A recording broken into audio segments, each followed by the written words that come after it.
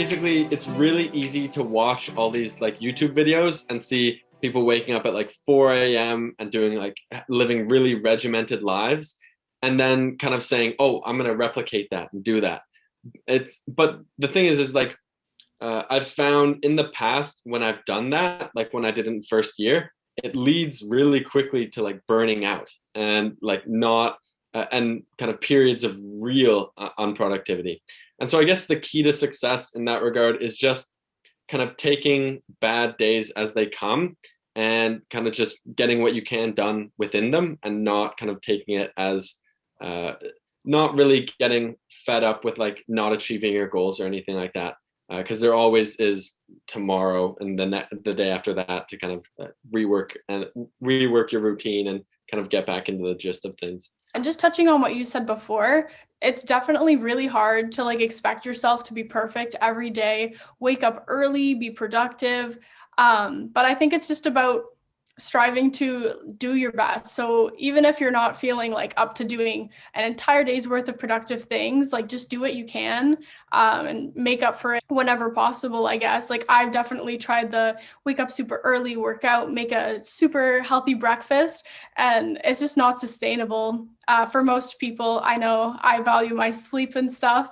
I really agree with what you said. Yeah, I think the other thing too about that is it's really when you kind of commit to being regimented like that, it's really discouraging when you have days that don't go as you plan. And so from then on, it's kind of easy to get into these ruts where you're just not motivated to do anything. And I think kind of in tune with that is kind of particularly for people like our age who are going into kind of business schools and studying really difficult things. It's really easy to kind of see your days or see time differently, where it's like, I have to be doing something productive, and if I'm not doing something productive, then I'm doing something wrong. But I think people should really place value on doing like unproductive stuff just to wind down. Like I know meditation is great, reading is good, watching movies, hanging out with friends, all that stuff, even though it might seem unproductive, can really pay dividends and kind of keeping you motivated and healthy and happy. Yeah, absolutely. And with school, like mental health is such a prominent issue these days. Yeah. I think it's really important to take time for yourself to reset and recharge, just like after the end of a long day, just to get ready for whatever's coming next.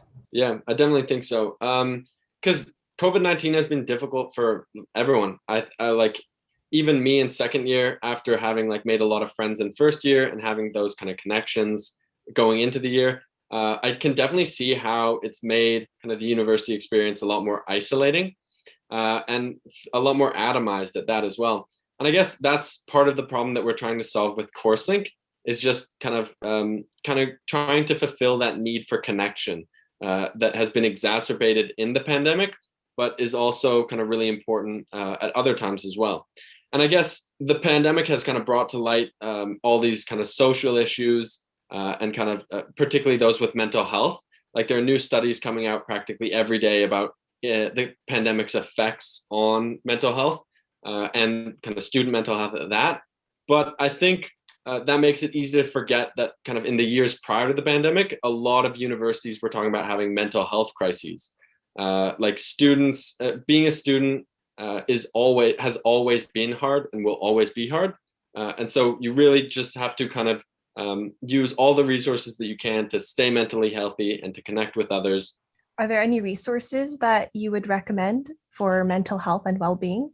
Sure. Well, I think at every university will provide complimentary mental health like therapy sessions and whatnot to all of its students.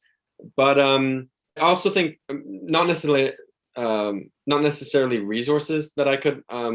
I don't really have experience with mental health resources, but something that I can say that's kind of worked for me has been kind of getting into meditation every morning. Just 20 minutes of not thinking about anything is kind of a really good way to de-stress. And then also in line with what I was talking about earlier is just that idea of doing unpractical stuff and doing stuff that feels like doesn't necessarily feel like you're wasting your time with, but just stuff that you enjoy doing. And for me, I like to read a lot. So that's kind of what I do to kind of tune down. But yeah, I think if anyone is having kind of mental health problems, I think maybe the most important thing to do is to reach out to other people, because people are good and people will help. And I definitely say that's the most important thing. Hey, did you like this video? If so, click the subscribe button down below. And make sure you click the notification bell to get updates each time we post. And remember, you can listen to the entire episode on 8 different platforms, including Spotify and Apple Podcasts. Check out the links down below. Bye. Bye.